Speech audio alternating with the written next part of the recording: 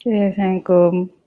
Selamat tengah hari. So, Alhamdulillah dapat bersiaran. So, hari ini simple aja. Saya nak kongsi tentang amalan ibu mengandung ataupun ibu hamil mengikut ajaran agama masing-masing. So, this is quite general lah. So, technically, ibu hamil perlu sentiasa dalam keadaan tenang untuk mengharungi perjalanan 9 bulan 10 hari. So, saya ada ternampak satu video dan saya nak kongsikan ya sekejap.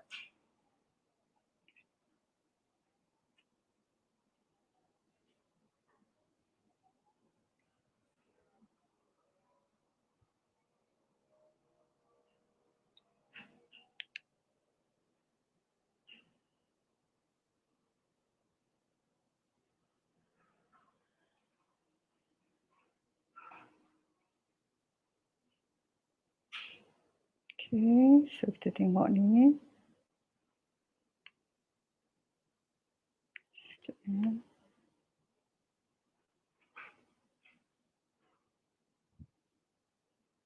Nak amalan untuk perempuan mengandung. Wah, hamba ni mengandung 5 bulan dah. Amal ke baca surah Muhammad, surah Nur, surah Maryam, surah Luqman, surah Yusuf. Itu antara surah-surah untuk anak-anak. Rajin selawat, rajin buat matematik, rajin tanam pokok comel-comel, tanam pokok mawar, bunga ros, kau gapo tengok semacam jiruh ke dia. Tapi ada orang tua kata jangan menanam ketika mengandung, payah nak beranak. Sebab akal tu menekat lagu tu, tapak unya jadi payah nak terang. Beli hok siap dah lah. Pokok bunga tu tak payah tanam, beli hok siap dah, pakai duk tengok semacam. Tengok muka orang-orang comel-comel, jangan tengok muka SpongeBob. Jadi topi anak petok. Jangan tengok muka katung, muka jadi pala bulak dan apa. Tengok muka budak comel-comel. Misalnya kita orang asli, tengok orang Amerika, orang yang kacuk-kacuk. Jangan duk tengok Afrika. Tobi anak terkejut lah. Metalik. Tak nampak apa. Ingat ilah anak dia. Apa ada. Sengih. Klik. Duk tengok dia. Tak ingat. Tak jumpa. Jangan lagu tu. Jadi tengok benda-benda comel. Tengok. Tutup buru. Tengok orang aling. Hak berangan juru-juru. Lagu tu. Nak amalan untuk perempuan.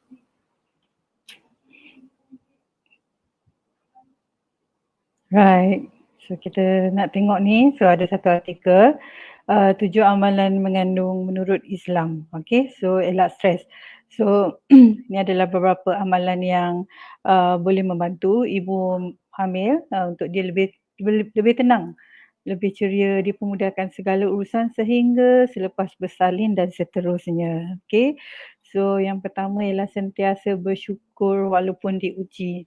Okay, pertama sekali banyakkan bersyukur kepada Allah kerana telah diberi nikmat zuriat. Kita sedia maklum bahawa setiap kehamilan diuji pelbagai perkara dan tidak semestinya sama dengan wanita lain. So ada loya, ada sakit badan, letih, susah tidur malam dan macam-macam lagi. Right, so seperti yang disebutkan dalam surah Luqman ayat 14, ibunya telah mengandungnya dengan menanggung kelemahan demi kelemahan dari awal mengandung hingga akhir menyusunya.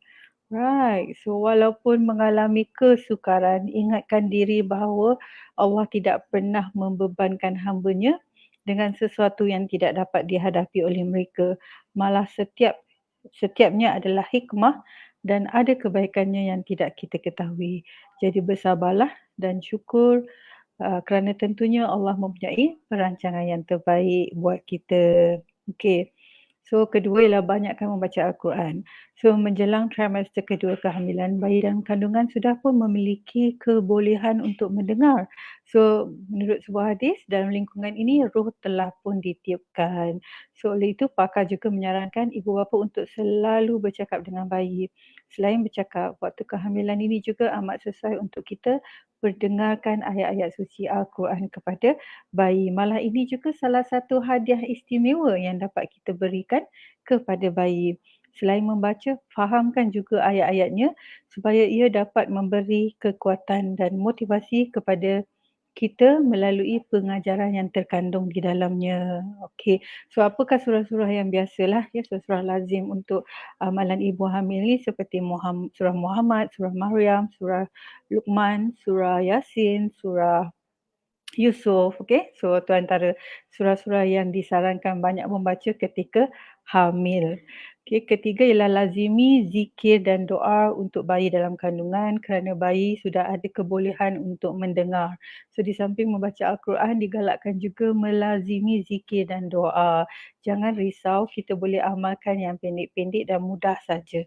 So antaranya okey, yang simple lah ya, yang Rasulullah dah SAW ajarkan kepada puteri baginda. Okey, subhanallah 33 kali, alhamdulillah 33 kali dan Allahu akbar. Okey, takutlah akan Allah hai Fatimah, bertakwalah dan teruslah melakukan tugasmu terhadap Allah dan kerja-kerja rumah tanggamu. Sewaktu hendak tidur ucapkanlah ini zikir ni dan ini kau akan dapati lebih berguna daripada seorang pembantu. Okey. So ni. Okey, kemudian berusaha mencari ilmu. Okey, berusaha mencari ilmu. Seorang anak bukan sahaja penyeri dalam rumah tangga tetapi ia adalah amanah yang dipertanggungjawabkan kepada ibu bapa. Peranan ilmu amat penting supaya ibu bapa dapat menjadi contoh kepada anak-anak. Dengan itu cedoklah ilmu sebanyak mungkin melalui majlis-majlis ilmu, pembacaan, majalah internet dan sumber-sumber yang sahih.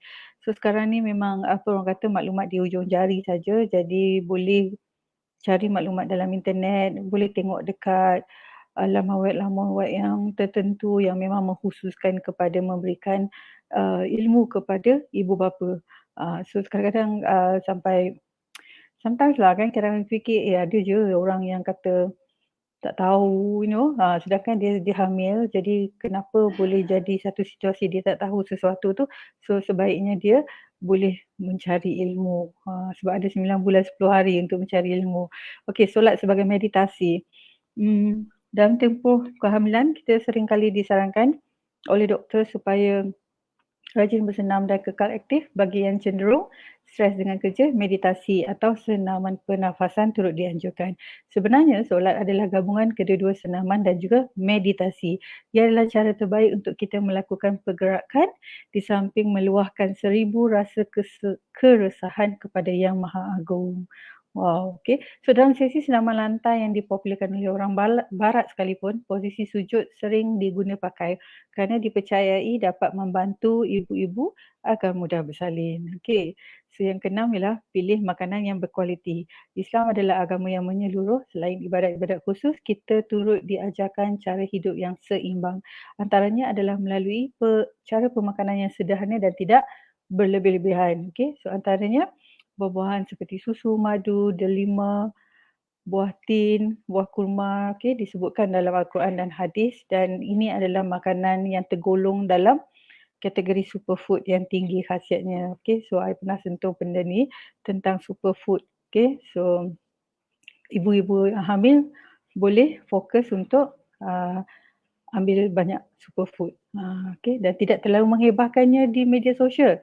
Elakkan memuat naik gambar ultrasound bayi, memperlihatkan baby bump dan menulis status-status yang bertujuan menghebahkan kehamilan anda dengan keterlaluan. Tak salah untuk kita umumkan kehamilan dan berkongsi kegembiraan dengan orang lain, tetapi pastikan kita tidak melakukannya secara berlebihan. Maksud janin yang berasal dari perkataan bahasa Arab itu sendiri membawa maksud perkara yang tersembunyi, maka wajarlah kita menyembunyikannya kerana dikhawatiri boleh mengundang fitnah atau penyakit ain. Seperti yang dijelas oleh Ustaz Dr. Zaharuddin Abdul Rahman, penyakit ain atau penyakit mata adalah sesuatu yang menyerupai hasad dengki di mana dari Aisyah radhiyallahu Rasulullah SAW bersabda yang bermaksud mintalah kalian perlindungan kepada Allah dari ain, mata jahat kerana sesungguhnya ain itu hak atau benar. Riwayat Ibnu Majah. Okey. So pastikan anda memenuhi setiap temu janji dengan doktor agar kesihatan dapat dipantau sebaiknya dan dalam Islam kita sentiasa ditekankan agar kita mencegah sesuatu yang mudarat dan berusaha mencari kebaikan. Semoga amalan ibu mengandung ini menjadi titik tolak kepada kita agar terus istiqamah dan diteruskan lagi walaupun setelah kelahiran bayi nanti. Okey, so ni adalah antara amalan. So sebenarnya kalau kita tengok dekat internet banyak je. Okey, memang banyak. Macam-macam amalan ada. So saya stop sharing dulu. Okay, alright. So memang ada banyak, macam-macam amalan ada. So kalau nak tengok dari segi rituals, dari segi lifestyle, kemudian dari segi minda kita, so memang meditation, kemudian zikir, selawat. So doa tak putus-putus, doa because the relationship, kita kena establish the relationship dengan pemilik universe so that semua urusan kita dipermudahkan. So the thing is when I was in kelas childbirth kan, kami telah dikongsilah ilmu ni sepanjang 9 bulan bayi di dalam kandungan, bayi adalah dipelihara oleh malaikat. So malaikat-malaikat ni memang memelihara bayi dalam kandungan. Tapi memang kita tak nampak lah kan. Okay, so malaikat-malaikat ini memelihara bayi sebagaimana yang Allah perintahkan. So sebab tu kalau kita tengok, kalau fikirkan keselamatan ibu dan bayi dalam kandungan tu adalah dipelihara sebaik-baiknya oleh hamba-hamba Allah lah, seperti yang macam malaikat tu semua, dia yang pelihara. So sebab ni adalah satu alam gaib yang kita tak boleh tahu. Yelah, you boleh scan, you boleh ultrasound dan sebagainya, tapi tak tahu sebenar-benarnya bagaimana kehidupan janin dalam kandungan kerana ia sangat-sangat dipelihara oleh malaikat yang menjaga. Okay, so that bila kita tahu itu dan kita tahu yang what we can do is to keep on praying. Kita tetap teruskan berdoa kerana Allah lah yang memerintahkan jentera dia menjaga kandungan tu.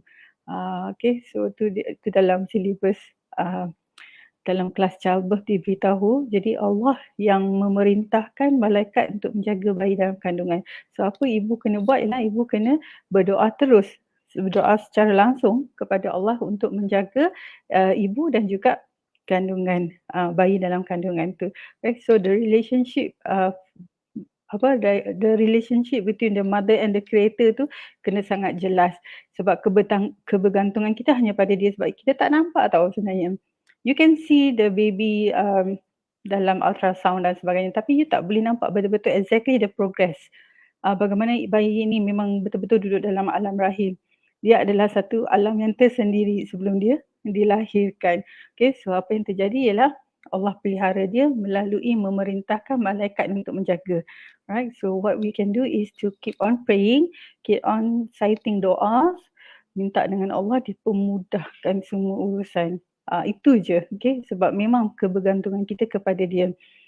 Itu sebab ada surah-surah yang khusus untuk ibu baca, technically menzahirkan kebergantungan kita kepada dia. Okay, so Allah dia He design everything. So dia design everything, dia design the problem with the solutions.